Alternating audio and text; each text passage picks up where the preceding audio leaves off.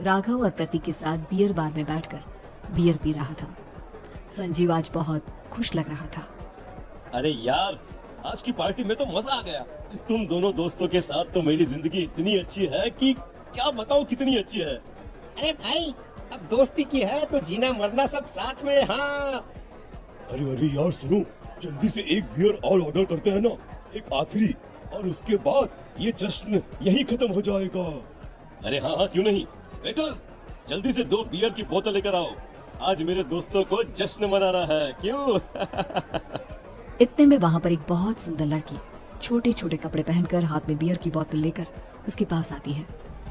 ये लीजिए, आपने बियर ऑर्डर की थी ना, मैं लेकर आ गई।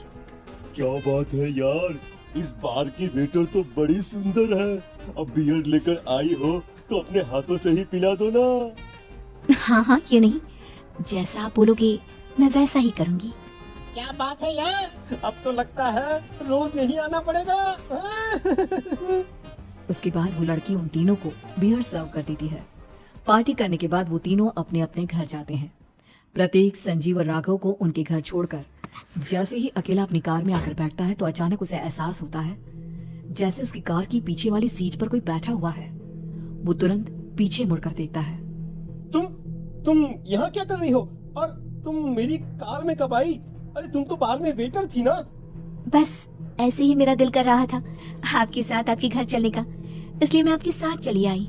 अरे लेकिन तुम मेरी कार में आई कब? अभी कुछ देर पहले तो यहाँ पर मेरे दोस्त बैठे हुए थे। प्रतीक के इतना बोलते ही उस लड़के का चेहरा खतरनाक तरीके से बदल जाता है। उसकी आंखें पत्थर की तरह सफेद और पूरे शरीर पर नीली नीली नसें उभर आती है। गाड़ी चलाओ, पूरी स्पीड में चलाओ, और अगर तुमने गाड़ी रोकने की कोशिश भी की तो मुझसे बुरा कोई नहीं होगा। डर की वजह से प्रतीक के पसीने छूटने लगते हैं। उसका शरीर बुरी तरह से कांप रहा था। प्रतीक बिना कुछ सोचे समझे कार को फुल स्पीड से चलाना शुरू करता है।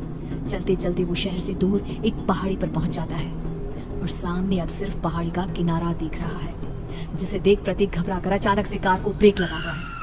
देखो देखो देखो देखो, मुझे छोड़ दो मुझे। अगर अगर अगर मैंने गाड़ी जरा सी भी आगे बढ़ाई तो हम दोनों नीचे गिरकर मर जाएंगे।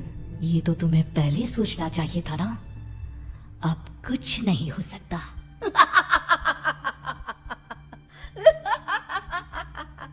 छोड़ दो मुझे।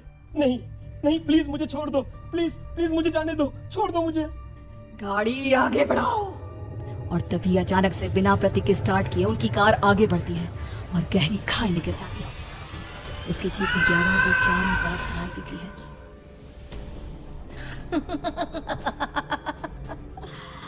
तुझे मारकर मेरे कलेजे में जल रही आग को थोड़ी शांति तो मिल गई, लेकिन अभी ये कहानी खत्म नहीं हुई। और फिर अगले दिन राघव और संजीव को पता चलता है कि प्रतीक की पहाड़ी से नीचे गिरकर मौत हो गई। अरे कल रात की तो बात है यार, हम सब बैठकर पार्टी कर रहे थे, लेकिन मेरी एक बात समझ में नहीं आ रही। राघव शहर से इतना बाहर उस पहाड़ी पर इतनी रात को क्या करने गया था? अरे यार, वही सोचकर तो मैं भी परेशान हूँ। हम दोनों को छोड़ने के बाद तो वो सीधा अपने घर जाने वाला था, और वो आत्महत्या क्यों करेगा भाई?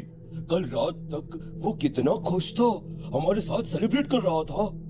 हाँ, लेकिन पुलिस ने तो यही कहा है कि प्रतीक ने अपनी कार को जानबूझकर पहाड़ी से नीचे गिरा दिया और आत्महत्या कर ली। अरे यार संजीव, मेरी तो कुछ भी समझ में नहीं आ रहा है।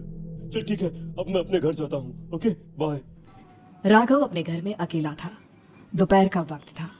तभी दरवाजे की घंटी बजी। कौन है? अरे 1 मिनट रुको, अभी आता हूँ। राघव ने जैसे ही दरवाजा खोला उसने देखा कि सामने एक बहुत खूबसूरत लड़की खड़ी हुई है। कौन है आप और यहाँ किससे मिलने आई हैं? देखिए ना, बाहर बारिश शुरू हो गई थी, मेरी गाड़ी खराब हो गई है। आपका घर नजर आया तो सोचा कुछ हेल्प ले लेती हूँ। क्यों नहीं, आइए ना, आइए। मेरे कपड़े पूरे भीग चुके हैं, क्या आपके पास टॉवल मिलेगा प्लीज? राघव अपने बाथरूम से एक टॉवल लाकर उस लड़की को देता है। थैंक यू सो मच, अब मैं चलती हूँ। अरे इतनी क्या जल्दी है? आप चाहे तो बारिश रुकने तक यहाँ पर रुक सकती है। हाँ। लड़की ने पलटकर राघव की तरफ देखा। नहीं, मुझे जाना होगा, मेरा काम बाकी है। और वो वहां से चली गई। उस लड़की के जाने के बाद राघव अपने बाथरूम में नहाने के लिए गया और जैसे ही उसने बाथरूम में देखा तो उसका टॉवेल वहीं पर लटका हुआ था। उसने टॉवेल हाथ में लिया तो देखा कि उसका पूरा टॉवेल खून के धब्बों से सना हुआ है। अरे अरे ये क्या? ये टॉवेल तो मैंने उस लड़की को दे दिया था। ये वापस मेरे बाथरूम में कैसे आ गया? और इस पर ये खून के धब्बे कहां से आ गए? राघव ने आईने में देखा तो उसकी गर्दन पर एक बड़ा सा चाकू का कट लगा हुआ था जिससे खून बह रहा था, जिसे देख राघव के होश उड़ गए। हाँ, अरे ये क्या? मेरी गर्दन इतनी ज्यादा कटी हुई है और मुझे दर्द भी नहीं हो रहा है। ये क्या हो रहा है मेरे साथ? राघव घबराकर बाथरूम से बाहर आया और अपना मोबाइल उठाकर उसने संजीव को फोन लगाया। संजीव जल्दी से मेरे पास आ जाओ। मुझे लगता है कुछ बहुत बड़ी गड़बड़ है, जल्दी आ जाओ। उधर से आवाज आई लेकिन वो आवाज संजीव की नहीं बल्कि एक लड़की की थी। कुछ अजीब नहीं हुआ है, बस तुम्हारी मौत तुमसे मिलने आई थी और तुम्हें मार कर चली गई। अब तुम इस दुनिया का हिस्सा नहीं हो राघव, इसलिए तुम्हें अपनी गर्दन के कटने का दर्द भी महसूस नहीं हो रहा। नहीं, ऐसा नहीं हो सकता। कौन हो तुम? तुम्हारी मौत। अब संजीव के पास खबर पहुंचती है कि राघव ने अपने ही घर में चाकू से गर्दन काटकर आत्महत्या कर ली। ये सुनने के बाद संजीव के होश उड़ गए। वो पसीने से तरबतर हो गया और एक अनजाना डर अब उसके दिल को सताने लगा। संजीव के साथ ही उसका एक छोटा भाई राजीव भी रहा करता था। अपने भाई को इस तरह परेशान देखकर राजीव उसके पास आया। अरे भैया, क्या हुआ भैया? आप इतने घबराए हुए क्यों लग रहे हैं? प्रतीक और राघव की मौत, मेरा मतलब मेरी कुछ समझ में नहीं आ रहा भाई। अचानक से मेरे दोनों दोस्तों ने आत्महत्या क्यों कर ली? अरे वो तो मेरी भी समझ में नहीं आ रहा है भैया। हाँ, हो सकता है कि कोई परेशानी होगी और इसीलिए उन्होंने ऐसा किया होगा। हाँ, लेकिन दोनों की जिंदगी में एक साथ परेशानी और दोनों का इतनी खतरनाक तरीके से आत्महत्या करना, कहीं ऐसा तो नहीं मैं भी मर जाऊंगा? अरे आप ऐसी बातें क्यों कर रहे हैं भैया? वैसे ही मैं इतना परेशान हूँ। जब से अंजलि ने मेरा साथ छोड़ा है तब से सब कुछ बहुत अजीब सा हो गया है। रोज रात को डरावने सपने आते हैं। ऐसा लगता है जैसे अंजलि बार बार मेरे सपनों में आकर मुझे डराने की कोशिश करती है। अंजलि का नाम सुनते ही संजीव की आंखें फट गई और उसके गले में आवाज अटक गई। उसके चेहरे पर घबराहट साफ नजर आ रही थी। कौन थी वो लड़की जिसने प्रतीक और राघव को आत्महत्या की आड़ में मौत की घाट उतार दिया? और कौन थी अंजलि जो बार बार राजीव के सपनों में आकर उसे डरा रही थी? अंजलि का नाम सुनकर संजीव इतना घबरा क्यों गया? इन सवालों की